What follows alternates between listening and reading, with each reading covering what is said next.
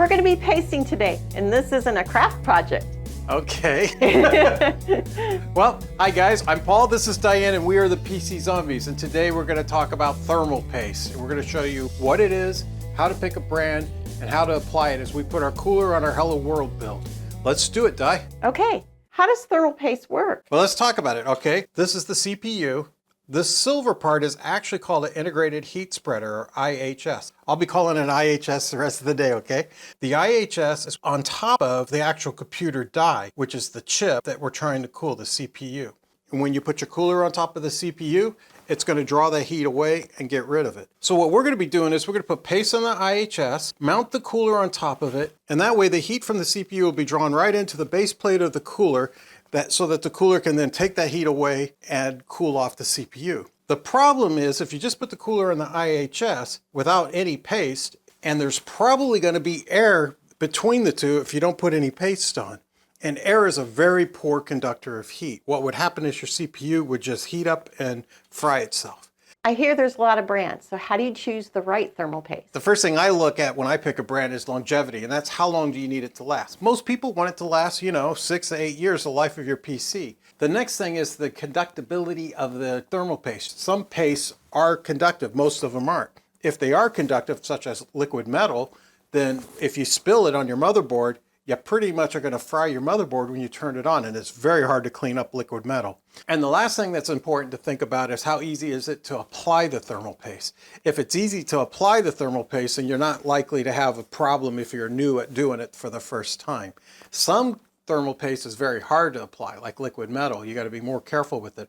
Even non-liquid metal paste, you need to know what you're doing so you don't get air pockets inside, because the air pockets is what will heat up your CPU too much. So let's talk about the brands, okay? If you want a brand that lasts a long time, it's not conductive and easy to apply, go with the Thermal Grizzly Cryonaut, the Noctua, or the Arctic MX4 or MX6. If you are using liquid metal, I recommend the Thermal Grizzly Conductonaut. I've used it on a couple of delidded CPUs that I've done in the past. And what that means is I'm taking the IHS and I'm literally breaking it off the CPU, and then I'm applying the liquid metal directly on the CPU die so that my cooler mounts directly to the CPU die with nothing but liquid metal between it and the CPU die. What do you have to do before applying the paste? Well, the first thing you want to do is a trial fit with your cooler. And in this case, I'm not actually putting my final cooler on. This is a Hello World build. I'll talk about it as I'm putting on the cooler, but I'm going to be putting on this ID Cooling air cooler. So let me get that out, Di. So Hello World's all about making sure you can return things within the return windows, because warranty repairs take a long time, and you just paid for something new, you want something new. So if you got a CPU that doesn't work, or you got memory that doesn't work, you'd rather return it and get a new set of sticks like the next day than try to go back to the manufacturer and get them to repair it. Why are you repairing something I just bought? Yeah. But if you do have to go through a return cycle, what happens to those very expensive things that you've already bought that you also want to put on, like your graphics card? If you're going through a couple of return cycles, your graphics card could go outside of the return window, and that's very expensive. So we want to make sure it works now. So we use an inexpensive air cooler. I'll link to it on Amazon. And in the trial fit, here's what you need to do. Di, would you mind filming from the other side? I don't mind. First, ground yourself so you have your wrist strap on so you're not going to have any static. If you look inside, this mounting bracket for the cooler, that was in a different video. There's the two little posts right here and here. Those are what the cooler attaches to. So the cooler can only be put in one orientation or the other, this way or that way.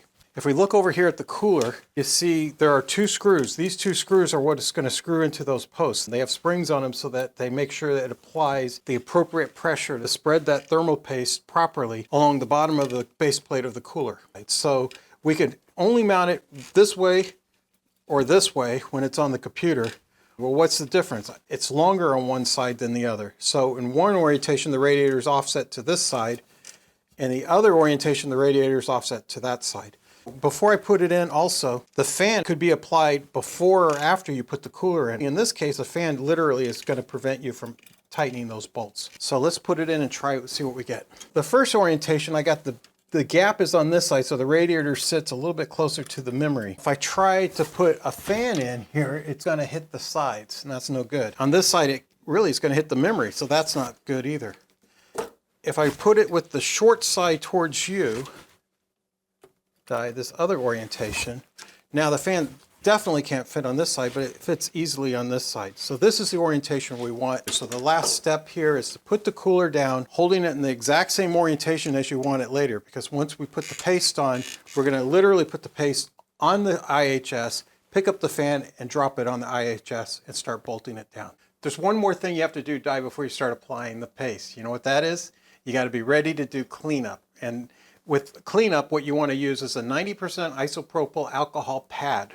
Something like this. I'll link to it in Amazon. How are we going to apply the paste? Are you going to do it or am I going to do it? Sorry, Di, this one's on me, all right? Now, the first thing that could go wrong is if it's a brand new cooler, it probably already has paste pre-applied to the base plate. If that's the case, you're not going to apply any paste to your CPU or your IHS. You're going to use the stuff that's applied to your base plate already.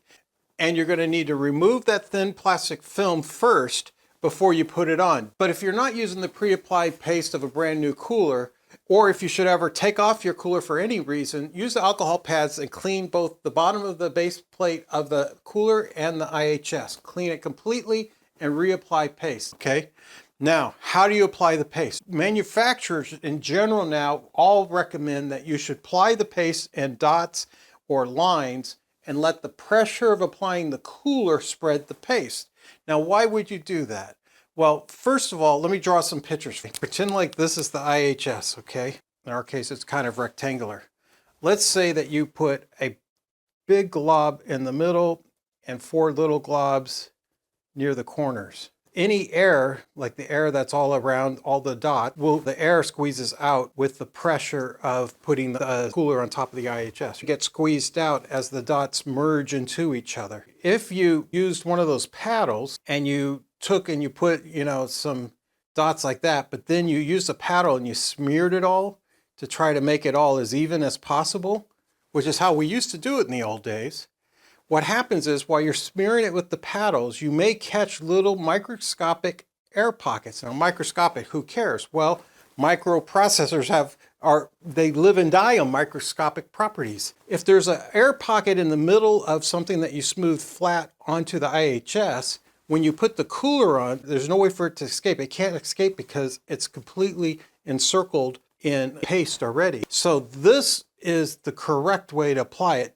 This is not. If you look at my particular IHS, the actual CPU die sits inside of it like this. I told AI to draw me a picture of my processor in the IHS. That dark green here is the IHS. The CPU sits just like that up there. If you want to look at it another way, this is the IHS to size. The CPU is going to sit somewhere up here like this. Now, the CPU die is the only thing that's got all the heat coming off of it. So most of that IHS lid is not even doing anything.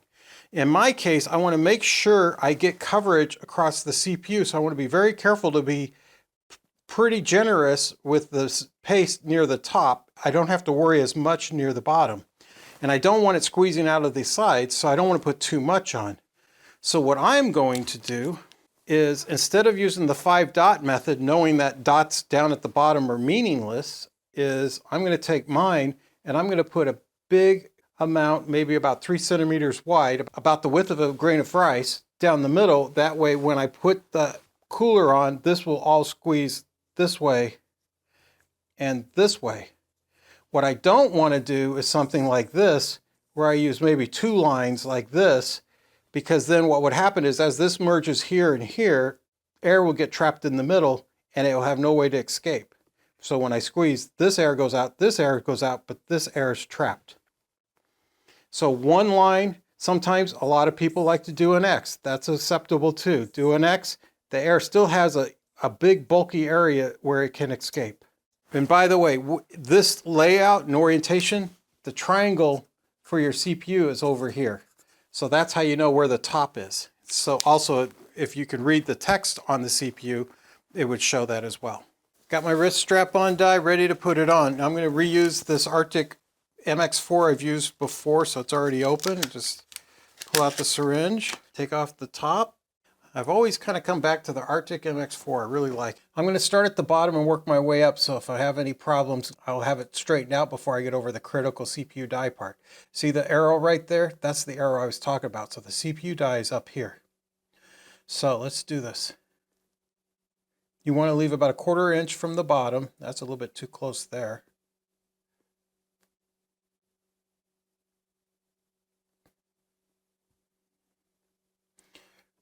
And that's it.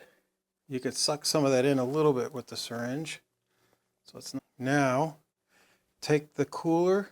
Does it dry up? No, it's actually durable for 8 years, so it should be good. Notice I went a little bit thicker at the top. I'm kind of not as centered as I'd like, but I do like that. I think that I'm going to get the spread I need. You could tell it's a little bit fluid, so it's willing to be pressed easily. I'm going to line this up as best I can. It's lined up. Now I'm going to screw it on. Okay guys, here's a big mistake a lot of people make. It's a pro tip. Don't use an electric screwdriver ever for tightening screws on a PC. You can use it to pull them out, it's okay, but tightening, you could over torque them and cause problems. And especially here, because we want to press that thermal paste down evenly. So what you want to do is put a little bit of turn on one side, then lightly turn on the other side, and then just kind of do 1 or 2 turns on each screw. They're pretty loose still now, so they're probably not pressing much. Feel a little press there.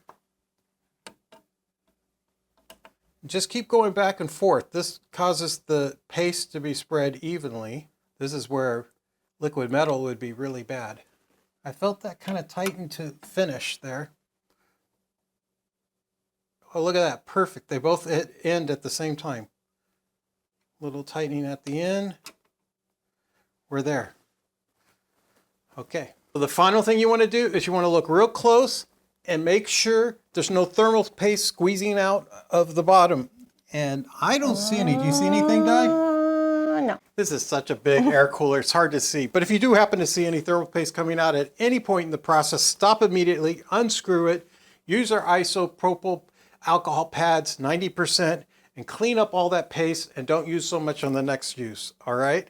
And too thick could be bad too. Too thick, it squeezes out. Too thin, you're not getting a full coverage on your CPU die. That could cause heat problems.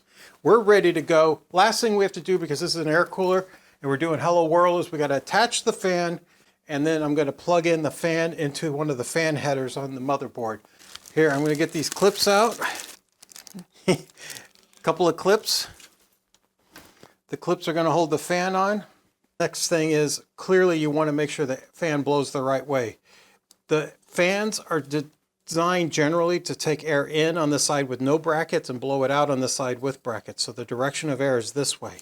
If I put the fan this way, it's going to suck air through the radiator and blow it on the memory.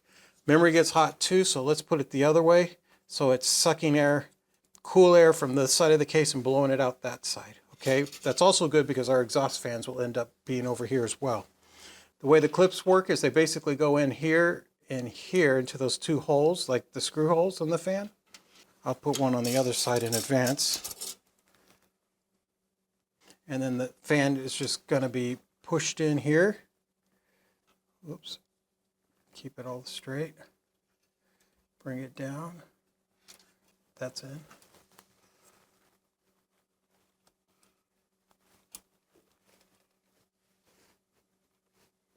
Okay, there it is. The fan's mounted. The fan now will blow air that direction.